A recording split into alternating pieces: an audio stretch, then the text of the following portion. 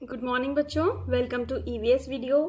और आज की वीडियो में हम कंटिन्यू करेंगे चैप्टर नंबर 17 को, जिसका नाम था कॉमन इन्फेक्शियस डिजीजेस। जी हाँ, बीमारियों का तो मौसम ही चल रहा है। पूरा साल बच्चों बीमारियों में निकल गया और चैप्टर भी हमारा बीमारियों के ऊपर आ गया। चलिए, तो बीमारियों से तो हमारा पीछा छूटने नहीं वाला है, तो चैप्टर को कंटिन्यू करते हैं और आगे बढ़ते हैं। तो इस चैप्टर में हमने क्या देखा था? अभी तक हमने देखा था कि बीमारियां जो हैं वो कम्युनिकेट होती हैं, मतलब एक पर्सन से दूसरे पर्सन में, एक बॉडी से दूसरे बॉडी में जाती हैं और उनको जो ले जाने वाले होते हैं वो जर्म्स होते हैं, जैसे कि बैक्टीरिया हैं, फंगी हैं, प्रोटोजोआन्स हैं या वायरस हैं। ये जो बैक्टीरिया हैं, माइक्रो ऑर्गेनिजम्स हैं, ये बीमारियों को ट्रांसफर करते हैं। अब ये बीमारियों को ट्रांसफर करते हैं तो उनको किसी मीडियम की रिक्वायरमेंट होती है। वो मीडियम हमारा कुछ भी हो सकता है, पानी हो सकता है, हवा हो सकती है, भोजन हो सकता है, या टच के थ्रू या कांटेक्ट के थ्रू भी ये बीमारियों को ट्रांसमिट करते हैं या एक जगह से दूसरी जगह पर स्प्रेड करते हैं। तो कौन कौन सी बीमारियां जो हैं वो, कुछ जो बीमारियां हैं वो एयर के कांटेक्ट में आने से फैलती हैं, कुछ पानी के कंटामिनेशन से फैलती हैं, कुछ फूड के कंटामिनेशन से फैलती हैं। तो डिफरेंट डिफरेंट टाइप की डिजीजेस हैं जिनके जो स्प्रेडिंग कॉजेज हैं वो डिफरेंट है। तो चलिए, हमने लास्ट वीडियो में एयर कांटेक्ट वाली डिजीजेस को पढ़ा था। आज हम वाटर कंटेमिनेशन वाली वीडियोस को पढ़ेंगे, सॉरी वीडियोस नहीं, डिजीजेस को पढ़ेंगे। ठीक है, देखिए, थ्रू कंटेमिनेटेड वाटर, यानी कि कंटेमिनेट का मतलब क्या होता है? खराब पानी या प्रदूषित पानी या मिलावटी पानी। तो ऐसा पानी जो प्रदूषित हो गया हो, जिसमें माइक्रो ऑर्गेनिजम्स मिल गए हो, उनकी वजह से कौन सी बीमारियां फैलती हैं और कैसे फैलती हैं। देखिए, the water is getting contaminated by a number of ways owing to the human activities। owing to यहाँ पे एक preposition है, इसका मतलब क्या है? के कारण। तो ह्यूमन एक्टिविटीज मतलब इंसानों के कामों के कारण, हम जो इंसान हैं जिस तरीके की एक्टिविटीज कर रहे हैं उनके कारण क्या होता है? वाटर इज गेटिंग कंटेमिनेटेड, जो पानी है वो कंटेमिनेट हो रहा है, प्रदूषित हो रहा है।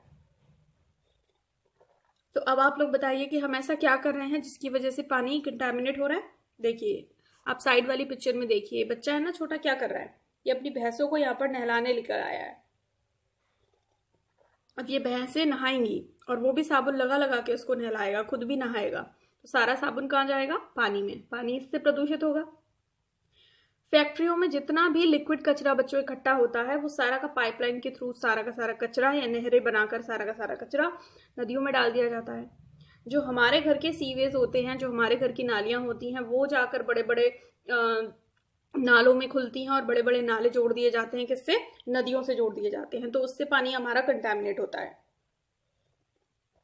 जिसमें हमारा हर प्रकार का मल मूत्र गंदगी वगैरह वगैरह सब एक्स्ट्रा रहती ही रहती है। तो ये पानी हमारा पीने का साफ पानी था, जिसको हमने अपनी एक्टिविटी से क्या कर दिया? गंदा कर दिया। तो जिससे कि इसमें बहुत सारे जर्म्स आ जाते हैं। अब क्या होता है? These germs enter the sources of water. ये जर्म्स जो है ना वो सारे पानी के सोर्सेज जो भी हमारे पास में, तालाब हैं, नदियां हैं, नहरें हैं, कुएं हैं, उन सब में पहुंच जाते हैं। When anybody drinks this water, अब जैसे हम तो अपने घर में आरओ का पानी पीते हैं, ठीक है, या टैप का पानी पीते हैं, लेकिन बहुत सारे लोग डायरेक्ट नदियों से ही मटके भर भर कर लाते हैं, नदियों से ही वो अपने पानी के बर्तन भर लेते हैं और उस पानी को साफ करने का उनके पास कोई तरीका भी नहीं है, तो वो लोग डायरेक्टली उसी पानी को पीते हैं।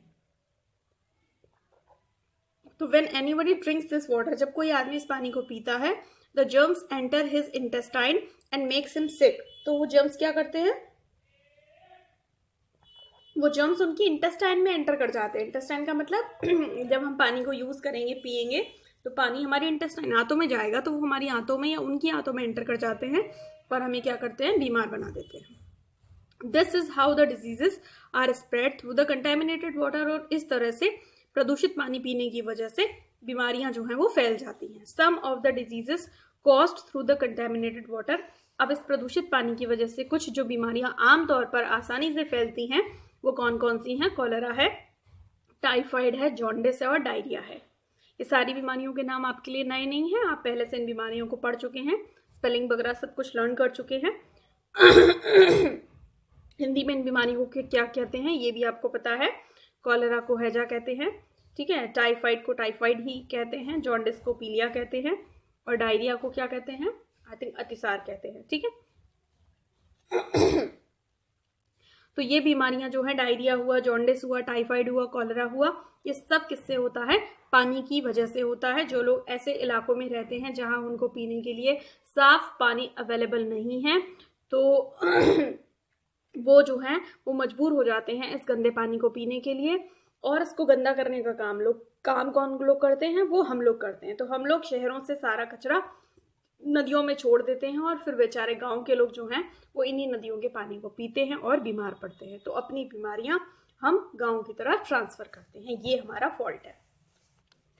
अब दूसरा स्प्रेड का होने का कारण देखिए, खाना थ्रू कंटेमिनेटेड फूड, यानी कि भोजन ऐसा हम कर रहे हैं जो कंटेमिनेटेड है और जिसकी वजह से हम बीमार हो रहे हैं। Many of the communicable diseases which affect the digestive system are spread through the contaminated food.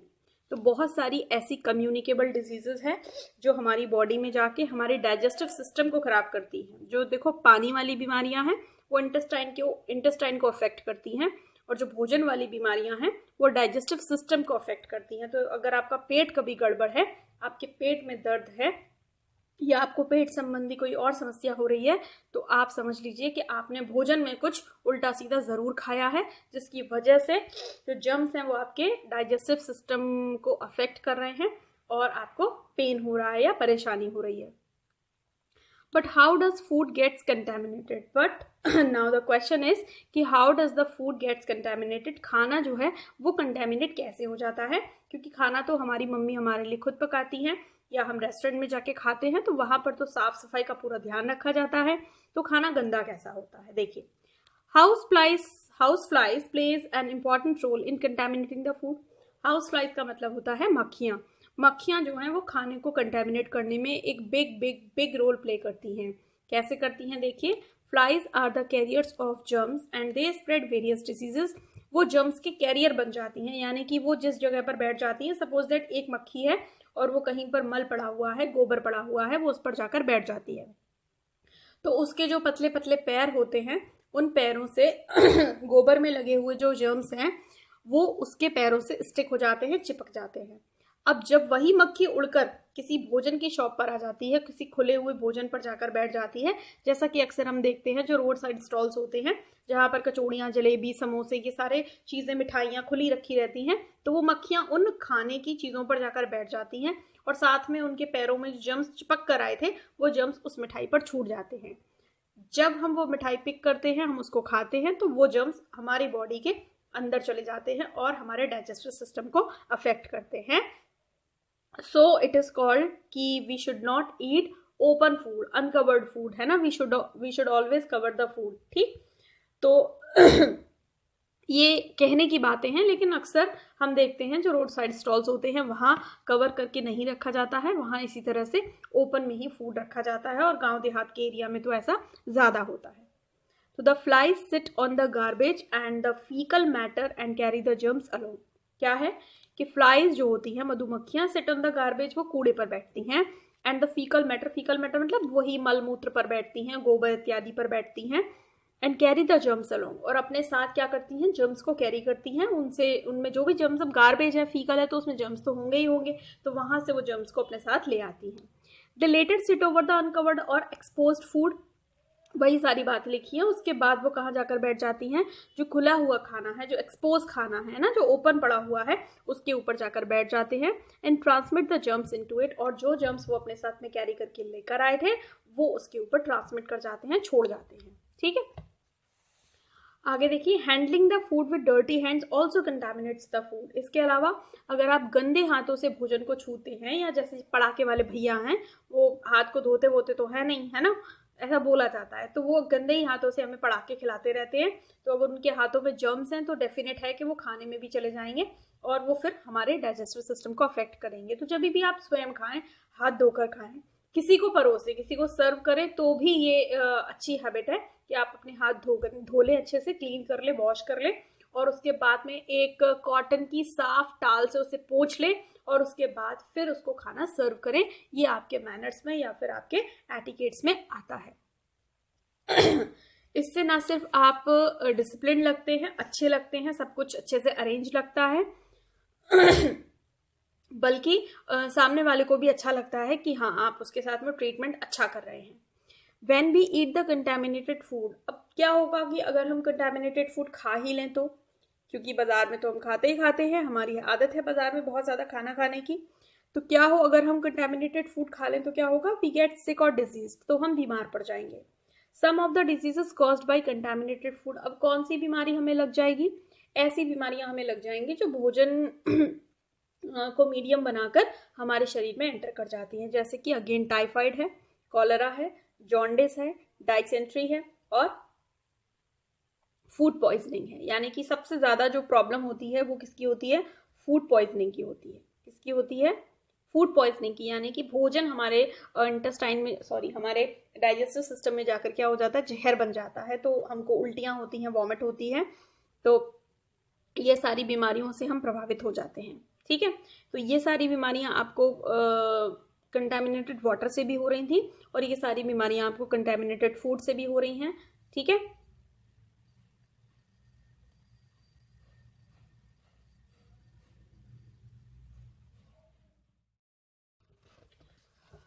तो देखा था आपने जो कंटेमिनेटेड वाटर वाली डिजीजेस थी उसमें भी कॉलेरा था, टाइफाइड था, जॉन्डिस था और डायरिया था।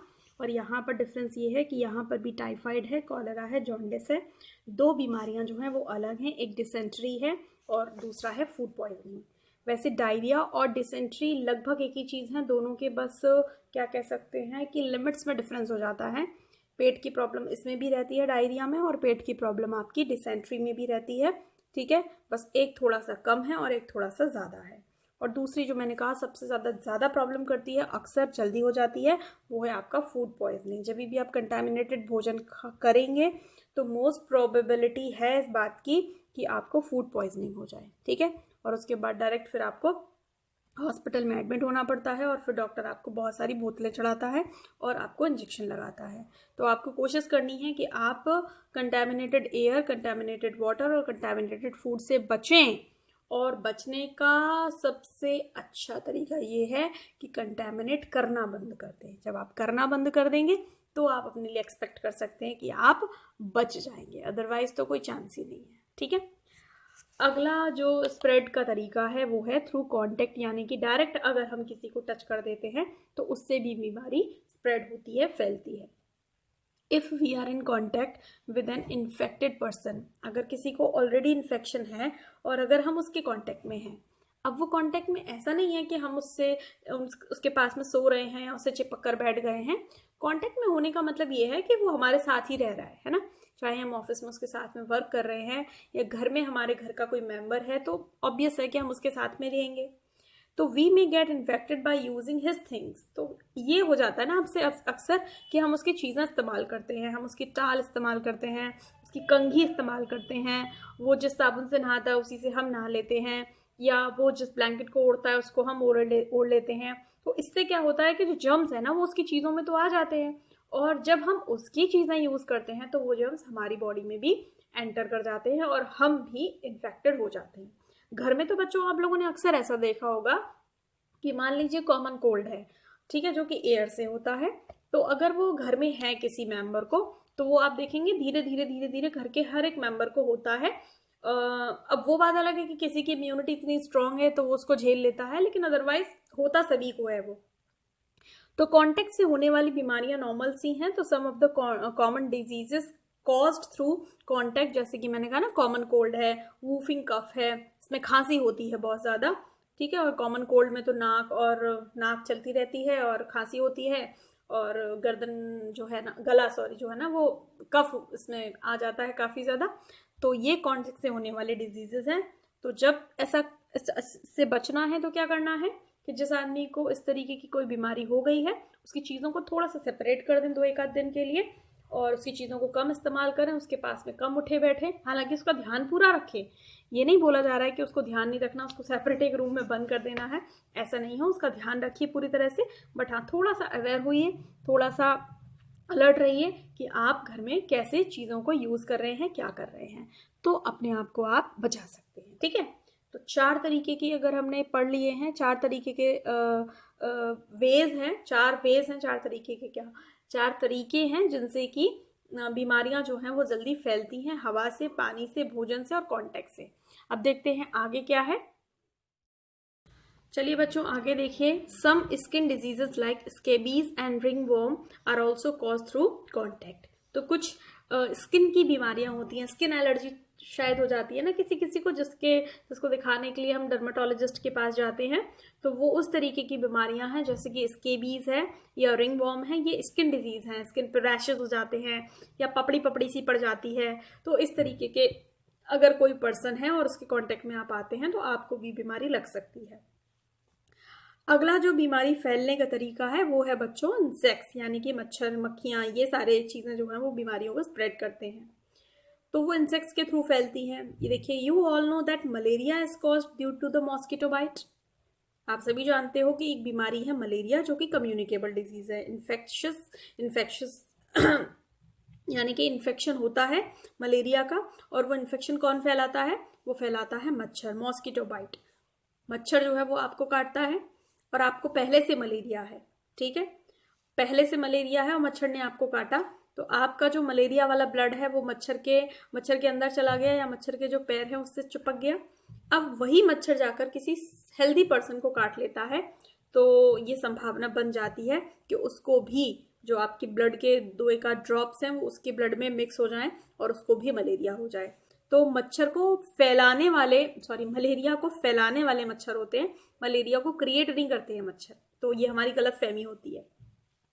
When a mosquito bites a person and suffering from malaria, इसमें क्या लिखा हुआ है कि जब कोई मच्छर किसी ऐसे आदमी को काट लेता है जिसको पहले से मलेरिया हो।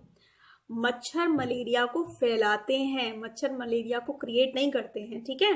तो क्या होता है, germs of the malaria enter the mosquitoes body. अभी मैंने आपको बताया कि अगर किसी आदमी को पहले से मलेरिया है और मच्छर उसे काट लेता है तो जो जर्म्स है ना वो उस मच्छर की बॉडी में एंटर कर जाते हैं। And when the same mosquito bytes a healthy person, जब वही मच्छर एक हेल्दी पर्सन को बाइट करता है तो it injects the germs into his body. तो वो उसकी बॉडी में वो जो जर्म्स कैरी करके लेकर आया है वो इंजेक्ट कर देता है and he also gets malaria, और जो हेल्दी पर्सन है उसको भी मलेरिया हो जाता है, ठीक है। Some of the insects which spread diseases are fleas and सीसी फ्लाई एंड बग्स। तो कुछ ऐसे इंसेक्ट्स हैं जो कि बीमारियों को ज्यादा फैलाते हैं। पहला तो मॉस्किटो आप जानते हैं, दूसरा फ्लाइज हैं, हाउस फ्लाइज हैं, वो भी आप जानते हैं। इसके अलावा फ्लीज हैं, ठीक है, इसमें टी साइलेंट कर देते हैं, सी फ्लाई है, और कुछ बग्स हैं, डिफरेंट टाइप के इंसेक्ट्स हैं। ये सब क्या करते हैं, ये सब बीमारियों को फैलाते हैं। The diseases spread by different insects are malaria. अब इंसेक्ट्स से फैलने वाली जो कुछ बीमारियां हैं वो है मलेरिया है, येलो फीवर है और स्लीपिंग सिकनेस है, ठीक है। ये बीमारियों के कुछ नाम हैं, मलेरिया है, येलो फीवर है, स्लीपिंग सिकनेस है यानी कि आपको नींद ना आने की समस्या क्रिएट हो जाती है, और दूसरी है प्लेग, ठीक, जो कि इंसेक्ट्स से ही अगेन फैलती है, ठीक है। कुछ देखिए, थ्रू सॉइल, मिट्टी से भी फैलने वाली बीमारियां होती हैं। The soil contains the eggs, soil में क्या होते हैं, अंडे होते हैं, एंड लार्वा ऑफ हुकवॉर्म भी एक प्रकार का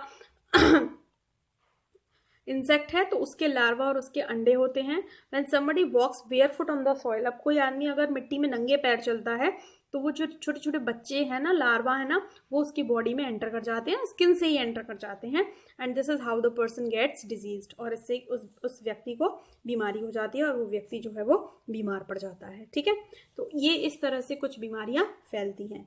एक बीमारी और है, उसको भी क्लियर कर ही लेते हैं। क्या है, through inadequate sterilization and contaminated transfusions. क्या मतलब है कि स्टरलाइजेशन अगर आपका हो रहा है, स्टरलाइजेशन का मतलब क्या होता है, बैक्टीरिया फ्री करना, लेकिन उसको करने के लिए प्रॉपर तरीके नहीं अपनाए गए, इनएडिक्वेट मेथड से आपका स्टरलाइजेशन हुआ है, या आपको कंटामिनेटेड ट्रांसफ्यूजन किया गया है। ट्रांसफ्यूजन का मतलब जैसे कि सिरिंज है जिससे कि आपका ब्लड लेना है, और वो सिरिंज किसी दूसरे व्यक्ति के लिए यूज की गई है और वही यूज सिरिंज से आपका भी ब्लड लिया गया है सैंपल का, तो वो होता है कंटामिनेटेड ट्रांसफ्यूजन करना, जिसकी वजह से आपको भी बीमारी हो सकती है। तो देखिए, some of the communicable diseases are also spread because of inadequate sterilization and contaminated transfusion of blood. तो ब्लड के ट्रांसफ्यूजन से, यानी कि एक अनहेल्दी पर्सन का ब्लड अगर आपके बॉडी में चला जाता है, आप हेल्दी हैं, तो मे बी पॉसिबल कि you can also get affected. और पहला हमने बता ही दिया कि इनएडिक्वेट स्टरलाइजेशन है, ठीक है। इस तरह से फैलने वाली जो सबसे कॉमन डिजीज है वो है एड्स, जिसकी स्पेलिंग है AIDS, यानी कि ये इसकी शॉर्ट फॉर्म है, अब्रिविएटेड फॉर्म है, और इसकी जो फुल फॉर्म है वो क्या है, acquired immunodeficiency syndrome is caused due to this. तो एड्स जो है वो एक इनक्योरेबल डिजीज है, till date no cure has been found for it. AIDS जो है वो इनक्योरेबल डिजीज है, मतलब इसका इलाज नहीं हो सकता है। अगर किसी को एक बार एड्स हो गया है तो वो आदमी अब लाइफ टाइम एड्स से ही सफ़र करेगा, वो ठीक नहीं होगा, और अभी तक इसके इलाज की कोई खोज भी नहीं हुई है, ठीक है। तो थोड़ा सा हार्ड है ये आपके लिए, ज़्यादा मैं डीप में नहीं जा रही हूँ, ज़्यादा नहीं बता रही हूँ। आप सिर्फ अभी पानी, हवा और भोजन और कांटेक्ट, ये 4-5 चीज़ें हैं, इनकी वाली बीमारियों को ज़्यादा अच्छे से पढ़िए।